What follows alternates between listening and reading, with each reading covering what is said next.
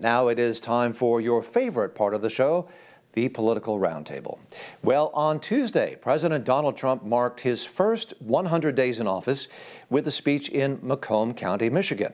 He highlighted key accomplishments since taking office, including securing the border, onshoring investments, and rebalancing trade. The 47th president emphasized that this was only the beginning, saying he was just getting started. Take a listen. They say 100-day start of any president in history, and everyone is saying it. We've just gotten started. You haven't even seen anything yet. It's all just kicking in. And week by week, we're ending illegal immigration. We're taking back our jobs and protecting our great American auto workers and all of our workers, frankly. We're protecting all of our workers. So, Reagan, it looked like he was very much in campaign mode there for 100 days, caught up in the spirit of Macomb, Michigan. What did you make of his rally? Well, totally. It felt like vintage Trump on the campaign trail. It felt like a campaign rally. He was bringing up advisors. He was bringing up super fans. He was really rallying the crowd. And I think it was pretty significant that he went back to this blue wall state, Michigan, that he was able to flip in the 2024 election to, of course, make immigration was a big focal point of this speech. It's probably the administration's greatest accomplishment in this 100 days, securing the border. He talked about those cultural wins that he got, banning men from women's sports, making that so that the federal government will only recognize two genders. And then, of course, I think he used the speech to also maybe give some reasoning or to get some messaging out there on his tariff plan. I think that largely Americans are still a little uneasy on the tariffs. They still haven't seen how it is going to impact them. So is this kind of a sales job then, do you suppose?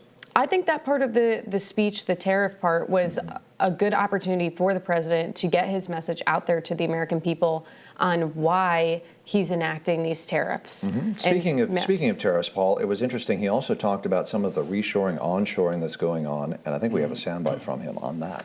A new American company that will invest $500 billion at least in AI infrastructure in the United States and very, very quickly, moving very rapidly, creating over 100,000 American jobs almost immediately. It's interesting because that obviously was not in Macomb County, Michigan, but he has been talking about onshoring, reshoring. This is very much part of his first 100 days, something he's very proud of. Companies like NVIDIA, Johnson & Johnson, Toyota, SoftBank announcing investments since he took office, right? Yeah, absolutely. I mean, the economic message was clear, both what he just said now and what's going on with his tariffs in terms of getting China and other countries to reduce their trade barriers. And there's also what's called non-tariff barriers, NTBs. And a lot of people don't focus on that.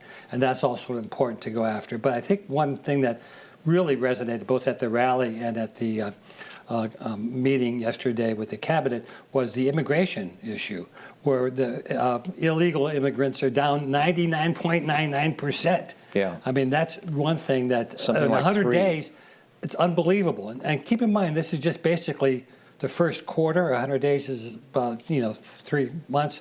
We've got 16 quarters to go here. So, there's a lot he can do in the next 3.5, 4 years. Lee, it's interesting. Paul Kamenar just mentioned immigration. There is something related to immigration, is the Laken Riley Act. A lot of the activity the first 100 days have been executive orders. Of course, those are somewhat ephemeral. They don't expire after the president leaves, but another president can remand them. But the Laken Riley Act was actually passed by both houses of Congress, signed by the president. And he didn't make these remarks at Macomb County. He made them in the White House. But nevertheless, he seems to be very proud of that. So let's hear about that. We will keep Laken's memory alive in our hearts forever, everyone's hearts. With today's action, her name will also live forever in the laws of our country, and this is a very important law. This is something that has brought Democrats and Republicans together. That's not easy to do. Laken did it. Laken did it. America will never, ever forget Laken Hope Riley. It's interesting because this is one of the few pieces of legislation that Congress has actually passed that he has signed. Something it seems that is significant, though, because it folds in nicely with his 100-day message, don't you suppose? It does, and it's a sobering reminder of what can happen to the American people, and I think so many are grateful that we have an administration that is looking to take these illegal actors and remove them from our country. This, I think, for good reason, I agree with my panelists, securing the border, removing these criminals from our country is one of the president's top accomplishments so far. But you talk about what Congress has gotten done so far, and how about what they should do? I think now that we move into the next phase of the Trump presidency, extending President Trump's 2017 tax reform package, the Tax Cuts and Jobs Act. A big, beautiful bill. That has to be at the top of the list. I think American businesses, families are just eagerly waiting for this to happen. They need that certainty. I think when that does happen, you're going to see the economic rocket ship take off for our country. A prediction. We shall see. We shall see. Meanwhile, the Wisconsin Supreme Court has barred Judge Hannah Dugan from performing her duties after she allegedly assisted an illegal alien in evading ICE officials at a Milwaukee courthouse last week.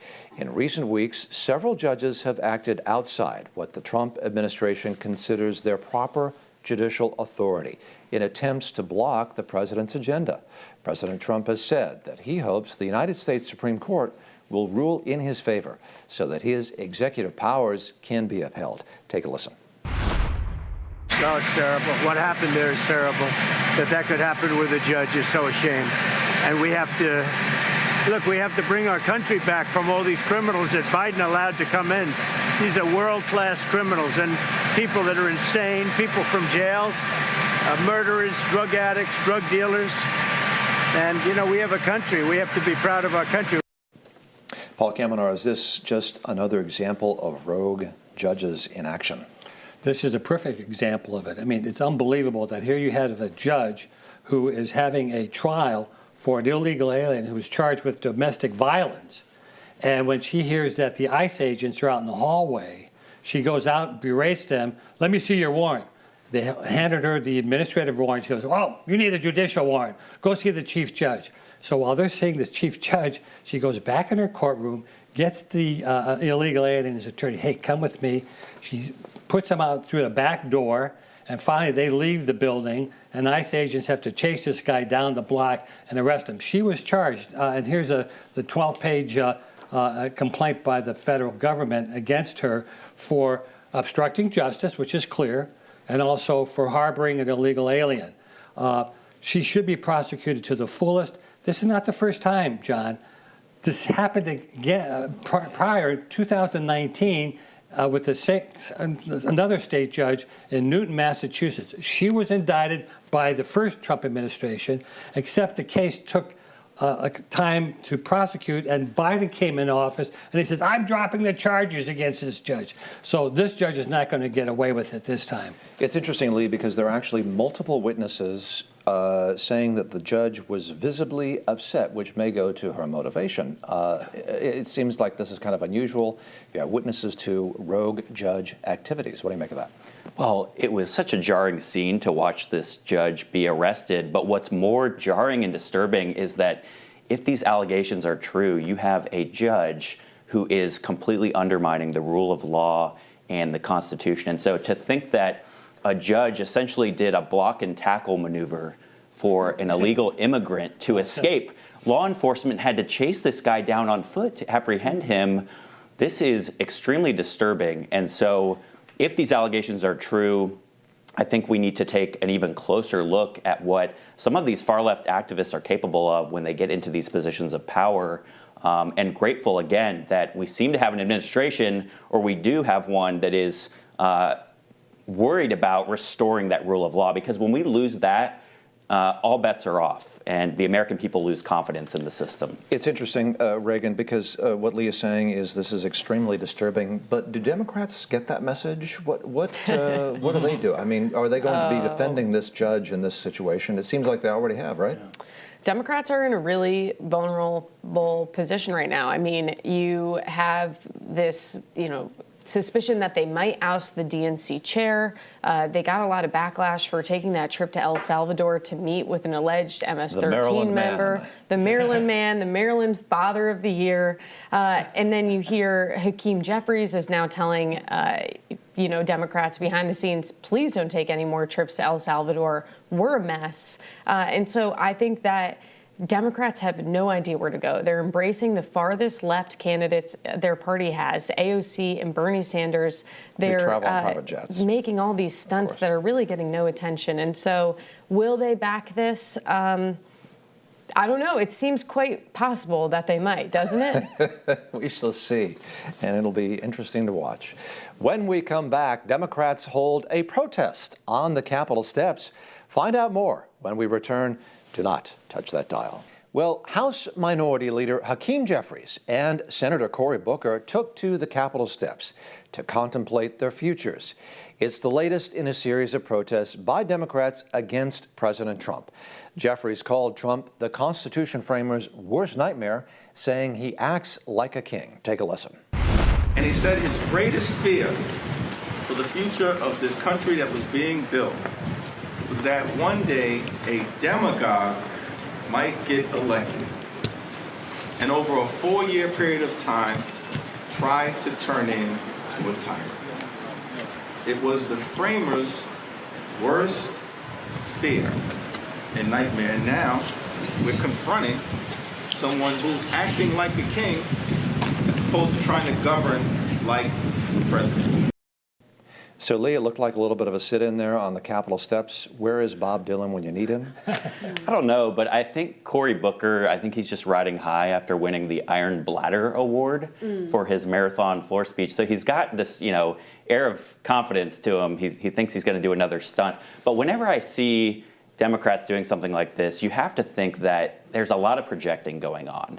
And when you talk about the framers' worst nightmare, our founding fathers, they never could have imagined a federal bureaucracy that has gotten so bloated that Washington has so much control over the 50 states. The framers never could have envisioned that. I mean, and that's why I'm so glad that the Trump administration is dismantling the Department of Education, sending that power back to the states. But another thing I think for these guys is, they're not talking at all about the $36 trillion in national debt. They're not talking about these entitlement programs that are just rife with waste, fraud, and abuse. And so I think it's going to fall on deaf ears. It's completely disingenuous.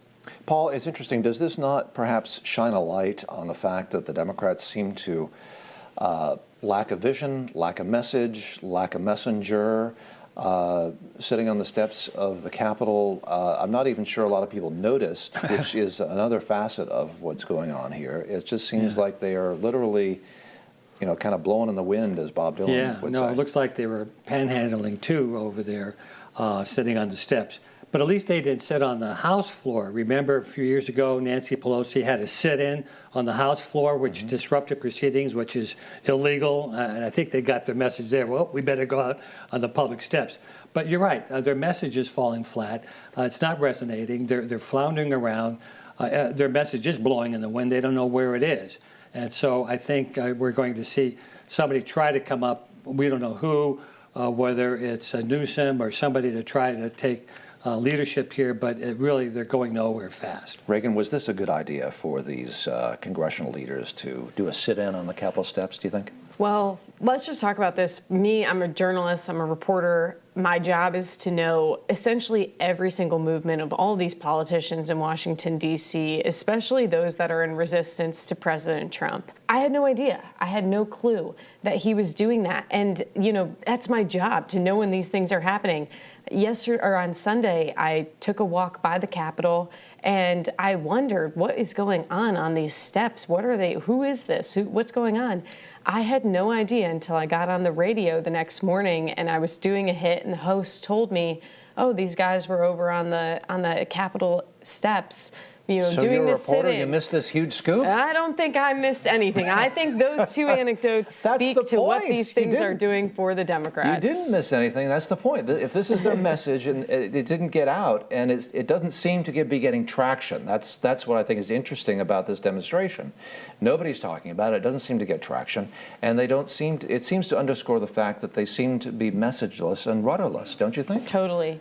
Democrats are in disarray, and this is something I've been looking into in terms of my reporting, because one thing you heard at President Trump's rally is that the fight for 2026, the GOP sees that it is beginning now, and that if they want to, secure more Republican seats, they need to start campaigning now. And it's a prime opportunity with Democrats being in disarray. And so I would keep your eyes on the Daily Caller. We have some reporting coming out on how this whole dynamic is going to work and how that fight for 2026 is already unfolding. A shameless plug from Reagan Reese there. Very good. Well, we shall see. Meanwhile, the United States Supreme Court heard oral arguments this week in a case over whether an Oklahoma religious charter school can be established. The school was backed by the state superintendent, but was blocked by the Oklahoma Supreme Court because the justices believed it violated both state and federal constitutions. Oklahoma Governor Kevin Stitt said previously he stands behind the charter school and that there is precedent with the Supreme Court's previous rulings that allow for public funds to be used by religious institutions. Take a listen. Well, first off, we just think this is more school choice, and I don't believe the government should get in the way of parents sending the kids to the school of their choice. And so this is a Catholic charter school that came about that said, hey, we want to set up another school in Oklahoma. We think it's a great idea. The United States Supreme Court said you cannot discriminate based on religion if we're going to be funding through a charter school system. So Charter School Board voted for this. We 100% stand beside it. And again, this is just more school choice. I want to be top 10 in education, and we believe by having more schools, more options, that's a good thing for parents. So, Paul, this is interesting because this gets back to this church and state separation and federal funding and things like that. But it sounds familiar because I feel like the Supreme Court has opined on this issue in which, for instance, Catholic hospitals get federal funding. Is this not similar to that situation? Well, it is similar, but it's pitting two provisions of the First Amendment against each other. The free exercise clause as well as the establishment clause. You're allowed to exercise your religion how you want, and you can't be discriminated because of that. At the same time, the state cannot subsidize or sponsor religious schools. But, there's ways to do this. Well, first of all, Amy Coney Barrett recused herself from the case. Apparently she has a friend who was involved in this movement, et cetera. So I think what's going to happen, there's only 8 justices left. I think it's going to come down to a 4-4 ruling, which means that the lower court decision stands. Now, it can be brought up again. I've been, obviously in favor of non-discrimination, et cetera. But here, once you get the state involved in this kind of a thing, you get them to control what's happening there. And this could be a slippery slope. You could have, say, Muslims say, hey, I want to put up a madrasa charter school. Give me funds for that. And so the taxpayers are funding all this. But I think school choice is great. And the way I think it should be done, and has been done in many states, is vouchers. Give the parents a voucher saying, hey, you can take this amount of money that we would pay for your child to go to a public school and go to a Catholic school or a Jewish school. To what extent is this simply a question of states' rights? Oh, I think it's a huge question of states' rights. And I love what Governor Stitt said. He is focused on giving parents the maximum number of educational options to expand that educational freedom on behalf of students in his state. And to the point of vouchers or these education savings accounts or tax credit scholarship programs, Oklahoma is one of the 16 states that has that universal program. So this is part of their all of the above approach to empowering parents. This education revolution at the state level really took off during the pandemic. And what I love about it is that as Oklahoma and other states have implemented these programs, it really fosters competition. That's why just days ago you saw Texas approve the largest ever education savings account in the nation. 6 million students, 6 million Texas students are going to be eligible to utilize that. That is what the states are all about. Now we're seeing Lee get really excited. Reagan, he mentions that about education options, talks about education options. That sounds a lot like competition. Is this simply an issue where they're afraid, maybe the schools, the teachers' unions, of more competition? Well, when you look at school choice, that is typically kind of the argument to the opposition to school choice is this will take resources away from public schools and it's going to, hurt those institutions. But just this case in general, I used to cover education. Before I covered the White House, I was an education reporter. So back in 2022, I was covering this Oklahoma battle for this religious charter school. And, I think with the 2024 election, there was a ton of focus on both campaigns, on politicians, and education was this really hot button issue in 2020, 2021, 2022. And it's kind of fallen, I think, just from my perspective as a journalist, by the wayside. And immigration and the economy have taken the front row seat. And so with this case, I think there's a real opportunity for education to be front and center again. Mm-hmm. And I think that will be really empowering to the parents I used to talk to in my education reporting who are still looking for the Trump administration to right the wrongs of the Biden administration and still need work to be done beyond, abolishing the Department of Education. Panelists, we've got about a minute left. It is time for our crystal ball question. Democrats have recently been showcasing their singing talents at protest. Here is a little clip. And you must build this world from love.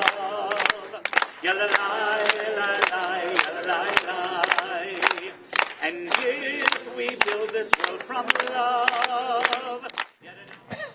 Hard to listen to. Anyway, gaze into your crystal ball, please, and tell me which Democrat will be the next to audition for America's Got Talent with their vocals, and will they get the golden buzzer? Laken Riley. I would love for James Carville to audition for America's Got Talent, and if he auditioned and I was a judge, he would get the golden buzzer for me. Wow. Paul Kamenar.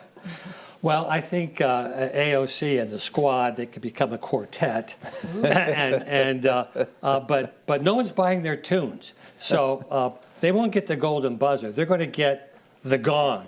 Get off the stage. Remember the Gong Show? Of course, John, yes. yeah. Yes. So that's what I've. Wow, tough crowd. Lee. Well, the new DNC vice chair, David Hogg, I think, should take the microphone. He is emblematic of the Democrats in disarray, and I think the more that we can put him in the spotlight, the more entertaining it'll be to watch. Interesting. We shall see. Well, that is all the time we have, panelists. Thank you for joining. When we return, House Oversight Committee Chairman James Comer on the committee's continued work to investigate Democrat campaign fundraising platform Act Blue as the DOJ kicks off their own investigation into that platform. Find out more when we return. Do not touch that dial.